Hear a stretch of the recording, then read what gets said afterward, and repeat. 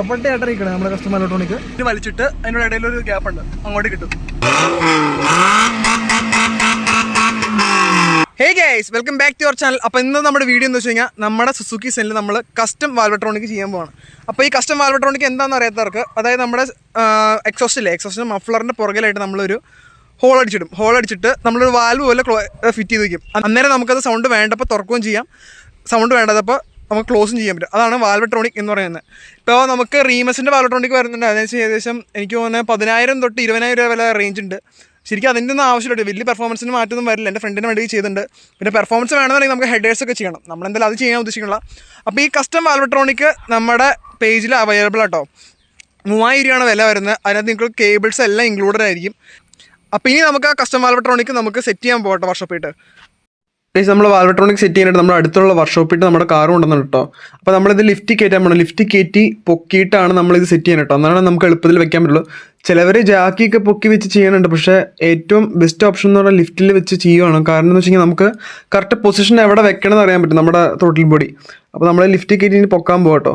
അപ്പോൾ നമ്മൾ ലിഫ്റ്റ് കയറ്റി പൊക്കി ഇനി മഫ്ലറിൻ്റെ പുറകിലായിട്ടാണ് നമ്മൾ ഫിറ്റ് ചെയ്യണേ. പിന്നെ ഒരു കാര്യം, നിങ്ങൾ ഒരിക്കലും കാറ്റലിക് കൺവെർട്ടറിൻ്റെ മുന്നേ ഇത് ഫിറ്റ് ചെയ്ത് കേട്ടോ. കാര്യം എന്ന് വെച്ച് കഴിഞ്ഞാൽ സൗണ്ട് പോവും, സൗണ്ട് ഭയങ്കര മോശമായിരിക്കും, പിന്നെ പെർഫോമൻസും കുറയും. നമ്മൾ ഈ മഫ്ലറിന് തൊട്ട് പുറകിലായിട്ട് വയ്ക്കുവാണെങ്കിൽ ഒരു പ്രശ്നമില്ല കേട്ടോ. അപ്പോൾ നമ്മൾ അളവും കാര്യങ്ങളൊക്കെ എടുത്തിട്ടുണ്ടെങ്കിൽ നമുക്ക് ഇത് കട്ട് ചെയ്യും കേട്ടോ. അതിൻ്റെ പൈപ്പിന് ഇത്ര നീളം വേണ്ട. പിന്നെ നമ്മൾ ചെരിച്ചാണ് ഇത് വെക്കാൻ പോകണം. ചെരിച്ച് വെക്കാൻ നേരത്താണ് കറക്റ്റ് എയർ ഫ്ലോ അതിൻ്റെ ഉള്ളിൽ കൂടെ കയറി ഇറങ്ങി പോകത്തുള്ളൂ.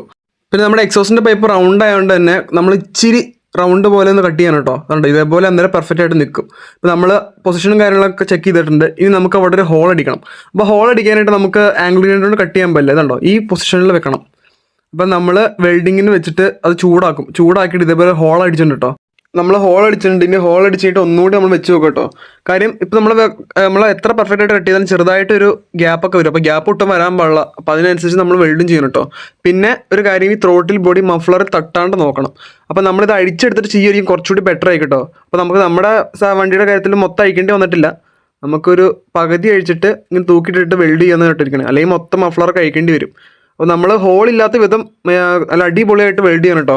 പിന്നെ വെൽഡ് ചെയ്ത ശേഷം അതിന് മുകളിൽ നമ്മൾ സ്പ്രേ പെയിൻ്റ് ആയാലും അടിച്ചാൽ മതി, ഒന്ന് അടിക്കണ ബെറ്റർ ആയിരിക്കും. പിന്നെ നമ്മുടെ ഈ ത്രോട്ടിൽ ബോഡി ഇവിടെ വാൽവ് വരുന്ന ഹോളൊക്കെ നമ്മൾ എംസിയിൽ വെച്ച് അടയ്ക്കണം കേട്ടോ. കാര്യം അതുവഴി എന്താ പറയുക, എക്സോസ് ഗ്യാസ് എസ്കേപ്പ് ആവും. അപ്പോൾ നമ്മൾ എംസിയിൽ അടിച്ചിട്ട് ഒരു പ്ലേറ്റ് പോലെ ഉണ്ടാക്കണം. ഒരു പ്ലേറ്റ് പോലെ അവിടെ ഉണ്ടാക്കിയിട്ട് നമ്മളത് സ്ക്രൂ ഇട്ട് ടൈറ്റ് ചെയ്യണം. അപ്പോൾ നമ്മുടെ പഴയ സ്ക്രൂ ഒന്നും കളയരുത് കേട്ടോ. അതുകൊണ്ട് ഇതേപോലെ ഒരു പ്ലേറ്റ്, ഇപ്പോൾ അലൂമിനിയം വെച്ചൊരു പ്ലേറ്റ് ഉണ്ടാക്കണം. നിങ്ങൾക്ക് എന്ത് വെച്ച് വേണമെങ്കിൽ ഉണ്ടാക്കാം, സ്റ്റീലോ അലൂമിനിയം എന്ത് വെച്ചാണെങ്കിലും ആ സംഭവം മറിഞ്ഞിരിക്കണം. എംസിയിൽ അടിപൊളിയായിട്ട് നമ്മൾ പെർഫെക്റ്റ് ആയിട്ട് ഒട്ടിക്കണം കേട്ടോ. അപ്പോൾ നമ്മളിപ്പോൾ അടച്ച ഹോള് RPM സെൻസറിൻ്റെ ഹോളാട്ടോ.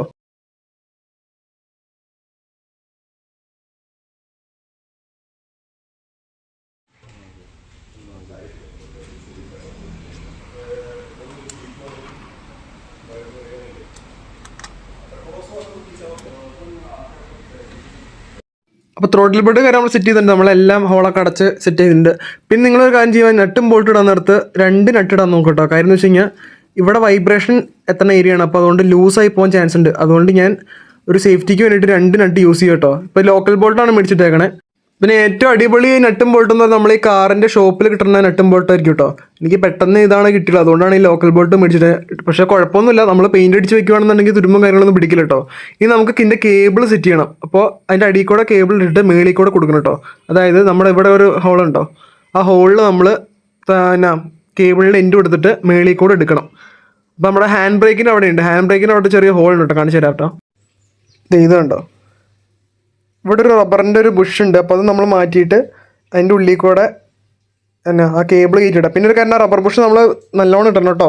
കാര്യം എന്ന് വെച്ച് കഴിഞ്ഞാൽ അതിൻ്റെ ഉള്ളിൽ കൂടെ വെള്ളം കയറാൻ ചാൻസ് ഉണ്ട്. നമുക്ക് കേബിൾ സെറ്റ് ചെയ്യാം. പിന്നെ കേബിൾ സെറ്റ് ചെയ്യാനായിട്ട് അവിടെ നമുക്കൊരു സ്റ്റോപ്പർ പോലൊരു ക്ലാമ്പ് സെറ്റ് ചെയ്യണം കേട്ടോ. കാര്യം നമ്മുടെ കേബിൾ അതിൻ്റെ ഉള്ളിൽ പൊസിഷൻ ചെയ്യണേ.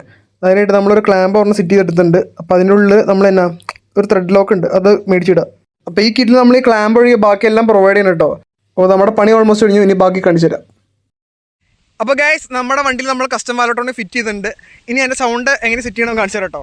ഇപ്പോൾ നമ്മളിനകത്ത് കേബിൾ ടൈപ്പാണ് കൊടുത്തേക്കുന്നത്. അതായത് നോക്കി, ഈ സീറ്റ് കണ്ടോ, ഈ സീറ്റിൻ്റെ അടിയിലായിട്ടാണ് ഇത് നമുക്കിങ്ങനെ കയറ്റിയിടുവാണെങ്കിൽ സീറ്റിൻ്റെ അടിയിലായിട്ട് വെച്ചേക്കണം. അപ്പോൾ നമുക്കത് ഇവിടുത്തെ ലിവർ വെച്ച് കഴിഞ്ഞാൽ ഇവിടെ ഒരു കേബിളിലാണ് നമ്മൾ സെറ്റ് ചെയ്തേക്കുന്നത്. അപ്പോൾ കേബിളിൻ്റെ ഗുണം എന്ന് വെച്ച് കഴിഞ്ഞാൽ നമുക്ക് ഡയറക്റ്റ് ആയിരിക്കും. പിന്നെ ചിലർ പവർ വിൻഡോയുടെ മോട്ടറൊക്കെ വെച്ച് ചെയ്യുന്നുണ്ട്, പക്ഷേ പവർ വിൻഡോയുടെ മോട്ടറിൻ്റെ വൈൻഡറൊക്കെ ചൂടടിച്ച് പോകും. ഇത് നമുക്ക് എളുപ്പമുണ്ട്. അപ്പോൾ ഇത് ഓണാക്കി കാണിച്ചു തരാം. ഇതിപ്പോൾ ഓഫാണ് ഇത് കിടക്കണേ. ഇത് കാണിച്ചു തരാം. നോർമലാണ് ഇരിക്കണേ, നോർമൽ പക്ഷേ നോർമൽ. അടിയിൽ കൂടെ നോക്കി അങ്ങനെ കാണാനും പറ്റത് എപ്പോഴത്തെ ആയിട്ട് ഇരിക്കണേ നമ്മുടെ കസ്റ്റം ഇലക്ട്രോണിക്.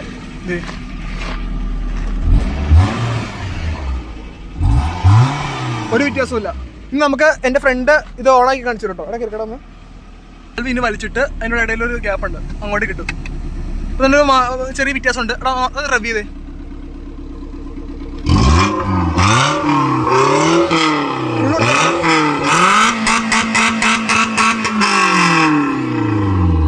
നല്ല പക്കയായിട്ടാണ് കേട്ടോ. ഇനി നമുക്ക് ഓഫ് ചെയ്യണമെന്നുണ്ടെങ്കിൽ ഓഫ് ചെയ്യണത് കേട്ടോ, ആ കേബിൾ വലിച്ചിട്ട് തിരിച്ചങ്ങോട്ട് ഇട്ടാൽ മതി, സെറ്റായി. ശരിക്കും അത് തിരിഞ്ഞു പോകട്ടോ, അത് കറക്റ്റ് റിട്ടേൺ വരും. പിന്നെ കേബിൾ ഇച്ചിരി നീളം കൊള്ളണ്ട, നമ്മൾ ആ കേബിൾ പിന്നെ കട്ട് ചെയ്തിടാൻ പറ്റും. അപ്പോൾ ഇത്രേ ഉള്ളൂ നമുക്ക് വാൽവട്രോണിക് സെറ്റ് ചെയ്യാനായിട്ട്. പിന്നെ നിങ്ങൾക്ക് വാൽവട്രോണിക് സെറ്റ് ചെയ്യണേ ലേബർ ചാർജ് ഏകദേശം 1000 to 1500 റേഞ്ച് വരും കേട്ടോ, ഇൻക്ലൂഡിങ് വെൽഡിംഗ് ഒക്കെ കൂടിയാണ്. പിന്നെ നമ്മുടെ സെന്ന നമുക്ക് എങ്ങനെ ബഡ്ജറ്റിൽ മോഡിഫൈ ചെയ്യാമെന്നുള്ളൊരു വീഡിയോ ഞാൻ പ്രത്യേകം ഇടുന്നുണ്ട്. അപ്പോൾ ആ സീരീസിലൊരു പാർട്ടായിട്ട് ഈ വീഡിയോ ചെയ്യും. അപ്പോൾ ഇതേപോലത്തെ വീഡിയോസിനായിട്ട് എൻ്റെ അക്കൗണ്ട് ഇപ്പോൾ സബ്സ്ക്രൈബ് ചെയ്തോ. പിന്നെ എൻ്റെ ഇൻസ്റ്റാഗ്രാം അക്കൗണ്ടിൻ്റെ ലിങ്ക് ഞാൻ ഡിസ്ക്രിപ്ഷനിൽ കൊടുത്തിട്ടുണ്ട്, ഫോളോ ചെയ്യാൻ മറക്കണ്ട. അപ്പോൾ ഇതുപോലത്തെ വീഡിയോസ് ഇനിയും വരും. അടുത്ത വീഡിയോ കാണാം. Stay tune.